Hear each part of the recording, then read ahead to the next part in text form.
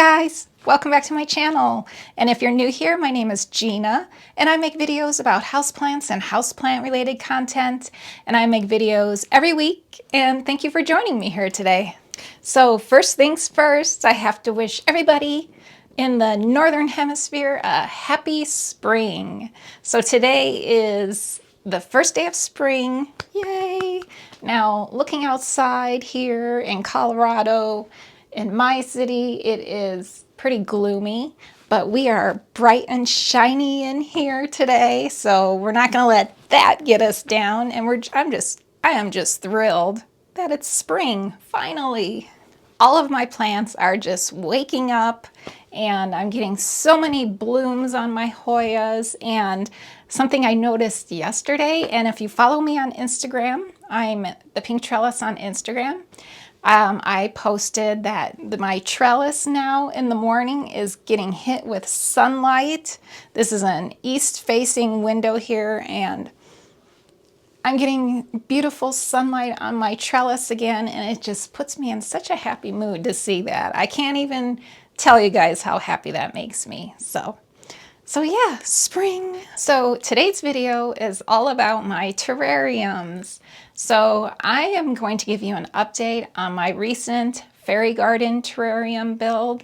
It has been doing so amazingly well, and I wanted to share with you the growth process of this terrarium, things I do for it. And then behind me here, this is something new.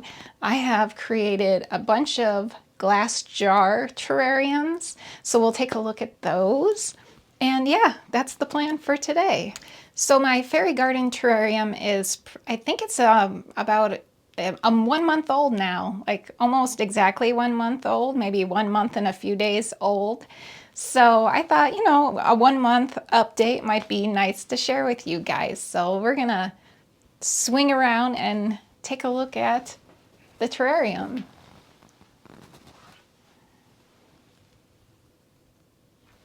So here it is in all its glory, and it's doing amazingly well.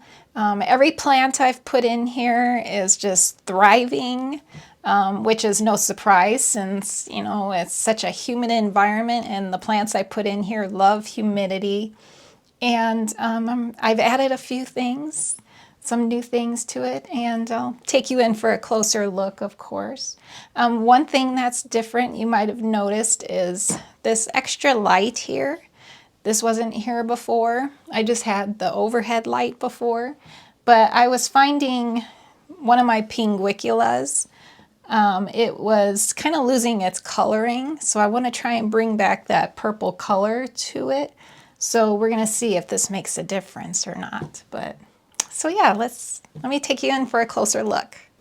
Okay, so one thing I wanted to point out is one thing you have to deal with a terrarium is you do get condensation, which I do get. Sometimes it's even over here. Today it's not. But something interesting I noticed today is there's this little trail, and I'm not sure, yeah, it shows up there. See this little kind of like winding little trail? So earlier this morning, there was more condensation on this side and there were more trails.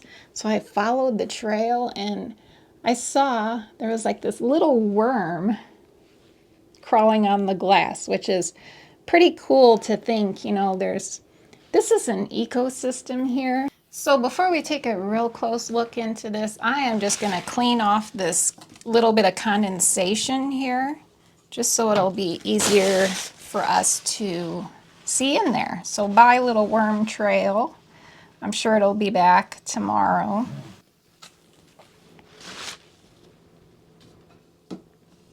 All right, so overall, maintaining this terrarium has been incredibly easy. I mean, basically it runs itself. Because it's an enclosed, it's a contained terrarium, it just, the humidity, I don't have to do much watering. Every now and then, if I notice like some of the moss is looking a little dry, I just will feel it. So then I'll just, if it's feeling dry, I'll go ahead and take my little, And I use distilled water for this, and I just squirt it. Now, I'm not going to do it because I just did it yesterday, and I don't want to get too much moisture in there. I don't want to kill anything with it being too wet, so.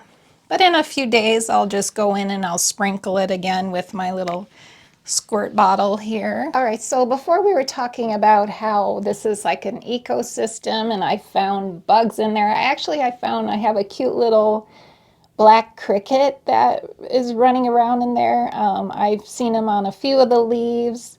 I don't know what crickets eat. Do they eat plants? They might. I suppose they eat vegetation. I haven't noticed like any holes in any of the plants. So I think it's okay. He is the tiniest, cutest little cricket. We'll see if I haven't seen him in the last couple of days. Sometimes when I water stuff, he'll pop out. But no, I'm looking. I'm not seeing him right now. I've seen him on the rocks, and I've seen him on the begonia leaves, and then also on some of the phytonia leaves. But yeah, I don't see him currently. So hopefully he's still alive. He's a fun little guy to watch. All right, so in addition to, okay, the bugs I've seen in here, of course, fungus gnats. I have fungus gnats, but I have my pinguiculas here, which are carnivorous plants, and they take care of those fungus gnats. And I'll bring you in for a closer look at the pings. They are covered in fungus gnats, and it's kind of nasty, actually, but you know, they're doing their job, and they're getting their meal, and that makes me happy. So I do not freak out about seeing fungus gnats in this terrarium because they're food for my pings. So fungus gnats, the little cricket I told you guys about. What else have I seen in there? Oh, the little worm that's crawling on the glass. Hopefully I didn't wipe them away. What else? Oh, so now I am adding bugs to the terrarium for cleanup, and I'll show you what I'm putting in there, and that is springtails. So these are really interesting. So this is from, I ordered it online. I got it from Amazon. It's Josh's Frogs. That's the company name, and you can buy directly from this company, but I ordered from Amazon. It turns out to be the same price if you get it from Amazon or if you get it directly from Josh's Frogs. So springtails are great for cleanup. They'll eat like the dying foliage in there, like they love mold. They'll eat the mold. And so this container is filled with charcoal, and you put like an inch of water into the container, and I'm going to open it because when I open it, hopefully you'll be able to see those springtails, because I open it every day to give some oxygen in there, and when I open it I see them popping around in there and then they hide. So we'll see if we can capture that in the video. But what I do is I open it and I'll just kind of go like this to get some oxygen in there, some fresh air in there, and then every couple of days I feed them, and this is their food. It's just a powdery stuff that you lightly sprinkle on top, and it starts molding and they eat that mold. All right, so let's see if we can capture these springtails when I open this container. So let's see.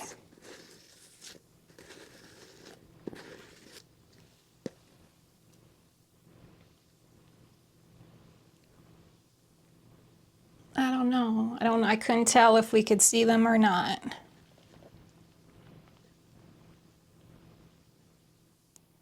They are crawling around in there, but it may not show up. Oh, there's one, a bigger one crawling around. So he's probably up there eating the moldy food. So yeah, so those are springtails. So you're probably wondering how we get those tiny little springtails from this container into this terrarium or any terrariums. So I mentioned that there's like an inch of water at the bottom of this container. And basically what you do is you unscrew the top of it, and then what I do is I just put the lid so that there's just a little bit of space at the top opening, and I just pour the water into the terrarium.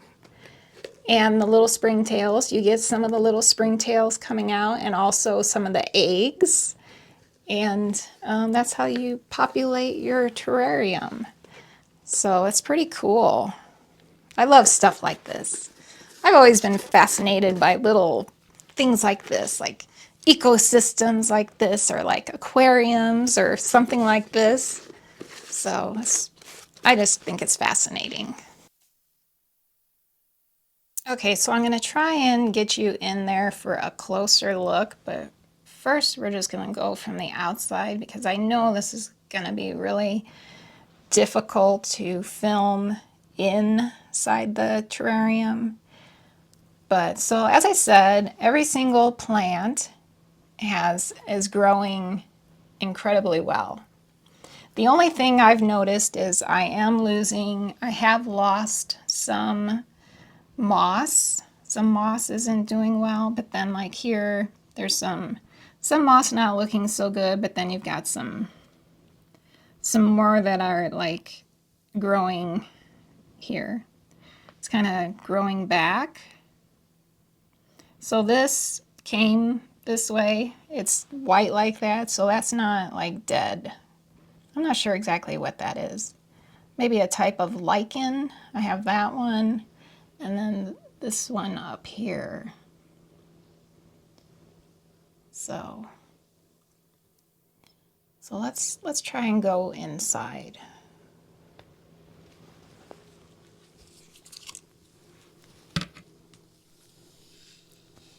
All right, so some of the new things, like right here, that asparagus fern, I stuck that in there a couple of weeks ago. And then also there's a piece over here, some asparagus fern. So I have a mother plant asparagus fern, and I just trimmed a little piece off and stuck it in there, and it has done really well. It's growing really, really well. Aren't those Begonias just incredible looking? Those colors. And if you remember my tree guy back there, that little man back there, he had a lot of open space around him, and these plants have just like really grown into his space. So here's our pings. They're growing also, and you can see they're nicely covered with fungus gnats. Yummy. And this one on the left here, I'll put the name on the screen, but it does get a purple color. I can't remember if it was very purple when I got it, but I think I'm starting to see some purple come back on it. So over here, the little brown plant there with kind of like white speckles on it, I added that in there, and that's a type of peperomia. And it also was just like a little stem cutting, and it is doing well. It has taken off. I can see some new little leaves. They're kind of a solid pink, maybe with a little bit of speckling. Those are new leaves growing. And what else? I think that I've had to trim this begonia a few times. There was begonia leaves were popping out over here. They like went through the gazebo and were popping out on this end and shading this green Fittonia over here. Sorry, this is kind of shaky. It's not easy to get in there to film. All right, we're back out of there again, and I wanted to show you this hitchhiker here. What do you think this is? Kind of looks like a little tree. I don't know. I was gonna let it grow for a little bit, see what it does. There's another little thing popping up out of the moss there.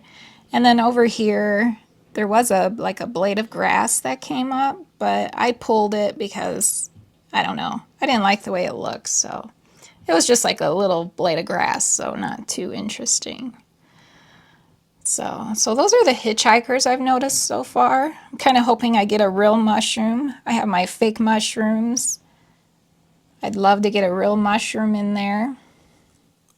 One of the other things I love to look at is on the outside here.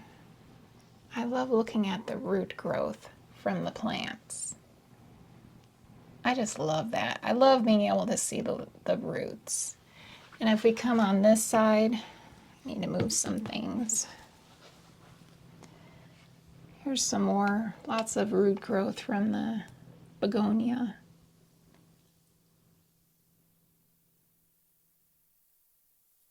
And then on the other side, I haven't noticed anything yet.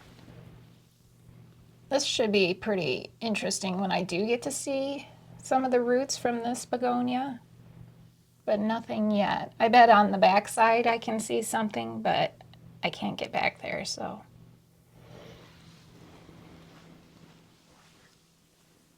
So that's it. I think that is all the updates to give on this. It's just growing so amazingly. My ping has a second flower. I think it came with the flower on the right. This is a new flower, and I noticed there's going to be another one right there.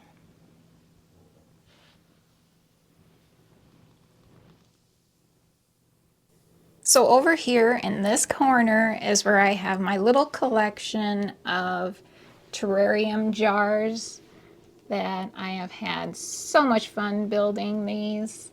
And I'm going to pull a few of them out for you to see. I'll open the tops and we'll look inside. This one back here, this is my begonia amphioxus, and it's putting out a bunch of new leaves. I'm not going to pull this one out because it's just not as easy, but you can see I put in, there's some moss in there with it. I think there might be maybe some baby tears. I can't remember what that is, but it's got a few other plants growing in there with it, but the amphioxus is the main attraction of this terrarium jar. And then there is one syngonium over here. This is my syngonium mojito. I wanted it on the trellis, but I didn't have space on my cabinet because you can see my cabinet is very full. So I stuck that there so it can grow up the trellis. That's where it stops. So I'm going to pull some of these out and we'll take a look.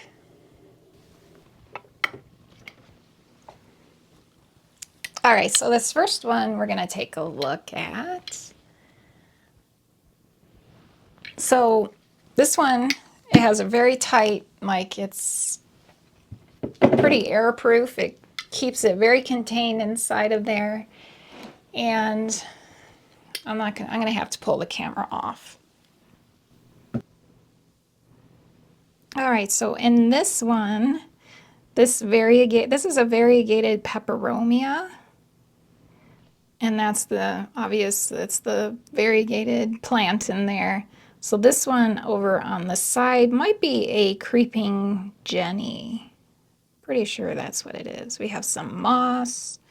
You probably saw the fungus gnat flying around in there. There's nothing, I don't want to put any pings in this one. Maybe eventually I will, but the soil just isn't right for a ping in this jar, so I think I'll just have to squish the fungus gnats I find in there.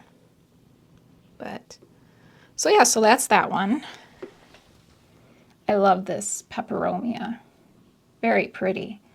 So I still have the mother plant for this one. All I did was I just broke some stems off of the mother plant and stuck them into the dirt there, and they've taken off. It's just pretty crazy. If you have humidity, you can just grow plants so easily. All right, so let's grab another one here to look at. So in this one, so the plant in the center, that is a peperomia, and I think it is the peperomia verticillata, I think.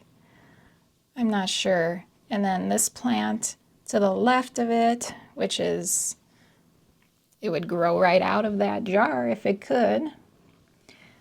I'll put the name on the screen. I can't remember exactly what that one is called. And then there's some mosses and some lichen. The mosses are doing really well in there. And I think that is all that is in this jar.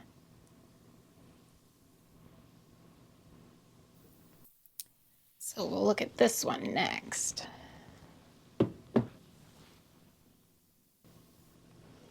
All right, so a close look in this one, you'll see there's more of that white, I believe it's a lichen, possibly. It does kind of attach into the jars. So I noticed that in another jar we looked at. I noticed there was one of my hairs in there and I pulled it out and it pulled the little white lichen stuff with it and it was pretty firmly attached in there. So that's pretty interesting. So that should continue to grow. I'll have to figure out exactly what that is. So in the center, that is a cutting from a Begonia Manaus. And I put that in there like a week ago, maybe a little over a week ago, and it is not disintegrating. It is doing, I think it's going to survive. I think it's going to do really well in there. So this viney thing here that came with some moss I purchased, I don't know exactly what that is. If you know, let me know. Also that little ferny leaf there came with some moss. So this brighter green plant here, I believe is Creeping Jenny. And then there's some rocks in there. And that's that jar. Super cute. All right, so this next one I'm just gonna leave in there and we are gonna take a close look at it right there. So this one has an obvious fern, cute little fern, which I've had to trim it already as it is really fast growing. This kind of variegated plant, I'll put the name of on the screen because I can't remember what it is called offhand. And there's some moss back there. There's some moss back here.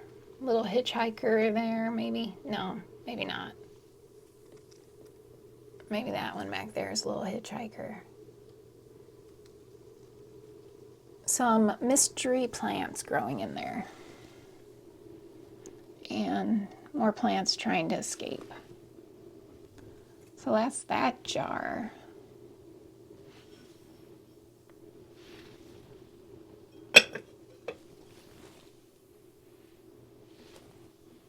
So we have one final jar to look at, and it is this big one back here.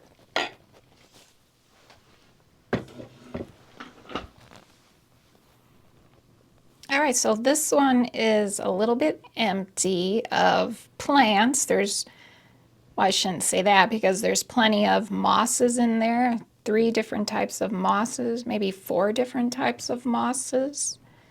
5 maybe, if this white thing here is considered a moss, I'm not sure. But beautiful mosses, aren't they gorgeous?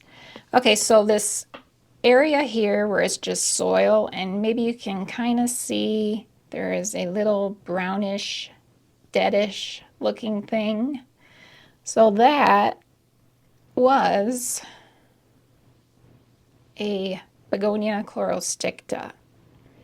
So I goofed up and I planted it into this jar too soon, and it didn't survive. It just started disintegrating. I don't know. I think they're kind of a more fragile begonia. And so yeah, so I have this empty space, but over here I have some possible backups for that one. So I got myself a new chlorosticta, which just came in the mail a couple of days ago. And I am definitely not going to plant it. I'm going to leave the mother plant. This one it's so fragile. I mean, it's even, like, I also got this Begonia Sarawak, and it is so much more, it just feels so much more hardy than this chlorosticta. I don't know, we'll see. I mean, I can kind of see already one of the stems on the chlorosticta. See, it's kind of brown. The, I guess, would that be called a petiole attached to the main stem? It's just kind of where it connects there. It looks a little bit sus. See that? I don't know, I'll probably lose that leaf. Maybe I'll try cutting it and water rooting it. Maybe I'll do that. The others look okay. The other connections, they're not brown. So we'll see. So then I also have this chlorosticta, not chlorosticta, this Sarawak. So beautiful. And then I have this Begonia Julau that I'm still water rooting. It has plenty of roots. I could totally plant that one, but I have that in other places already, so I'll either try the Sarawak or this chlorosticta in that empty space in that big jar we just looked at. So I think that's going to be it for this video. I hope you enjoyed that little peek into my terrarium worlds in my home, how the progress we're getting with my fairy garden terrarium, how it's growing, and some of what goes into keeping them, and then my new little jars here, seeing all my new little jars. And yeah, I hope you enjoyed that. If you did, don't forget to hit that like button. And if you haven't subscribed yet, hit that subscribe button so you can see more of my videos. I make videos like twice a week usually, so you don't want to miss out on those. So anyway, I'll see you guys in the next video, and I hope you're having a great week. Bye.